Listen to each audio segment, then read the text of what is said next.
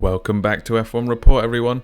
Apologies for the shorter video this time out. I'm travelling and on the road right now, but how could I not preview the final race of the season? Let's crack on with just that. We are back in Abu Dhabi for our final race of the season, as we have done for a number of years now. It's still the same layout we know, and I imagine it'll be the same spectacle too. I often find myself captivated by the things surrounding the track rather than the track itself. Each sector of the track is different, with sector 1 being a quick but comfortable 4 corners, followed by a massive sector 2 which includes 2 long straights and 2 intricate corner sections, and the final sector is the tight and twisty section. In particular, the tricky run through turns 15, 16 and the heavy braking section at 17. We have 2 DRS zones, one on each of the 2 straights in Sector 2.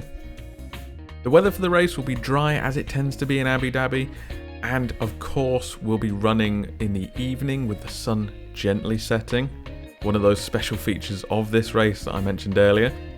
Pirelli will be bringing the softest compound tyres available, the C3, C4 and C5 tyres. And just like they did in Bahrain, they'll also be bringing a set of 2021 tyres for testing purposes, so stay tuned to hear more about those as well. Going into the race, let's take a final look at the drivers and constructors standings, and let's see who could make one last ditch move. In the drivers standings, we of course have our champion Hamilton, still out in first with 332 points, Bottas in second with 205 points, and Verstappen snapping at his heels with 189 points. Perez holds that 4th spot right now with 125 points, but he has Ricciardo right behind him with 112 points, and Leclerc occupies 6th with 98 points. Immediately behind him though is Sainz with 97 points, then we have Albon with 93 points in 8th. Norris is in 9th with 87 points, and Stroll currently sits in 10th with 74 points. In the constructors, we have our champions Mercedes on 540 points, Red Bull are in 2nd on 282 points, and Racing Point are holding that all-important 3rd place right now with 194 points. And we have McLaren right there in 4th, 184 points. And we have Renault in 5th with 172 points. Then a little way back, probably not in the fight anymore, is Ferrari with 131 points in 6th. Then back from them as well is AlphaTauri with 103 points in 7th. And then we have our usual back 3 of Alfa Romeo on 8 points, Haas on 3 points and Williams still to score. The news this week has been a buzz thanks to the result last weekend when Russell filled in for Hamilton at Mercedes and Aitken for Russell at Williams. However, this weekend Hamilton has recovered from COVID and tested negative, which is great news. Brilliant to see him back.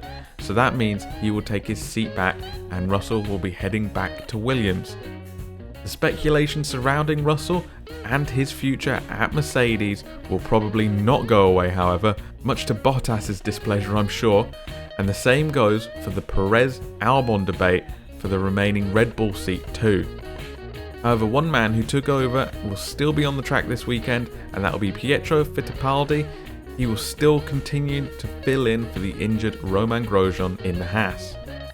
Speaking of Haas's new recruit Nikita Mazepin was also in the news, but for all the wrong reasons this week. He put out a disgusting video up on his Instagram, which has since been removed, only a week after he got picked up by the F1 team. Haas have come out and said that they do not condone his behaviour and deal with the matter internally. And of course, the biggest news this week is it's the final race of the season. No doubt I will do a review of the season as a whole, but I think F1 has done a terrific job to put a season together in these conditions. Let's hope it sends us off in style. And that just leaves my driver and team to watch for the last race of the year. And it's a tough one for sure, but after last week though, we've got to watch the Racing Points, right? 3rd place is theirs to lose, and they were so dominant last time out. But will that continue again this weekend? I don't usually like to double up, but I'm going to make an exception this time out. because I believe there is only one driver for us to watch, and it is, of course, Sergio Perez. Much to my dismay, this could be his last race in Formula 1, and I think it'd be a travesty if I didn't watch our race winner from last time out. But what do you guys think? Any thoughts going into the final race of the season? Let me know in the comments, and I'll catch you in the next one.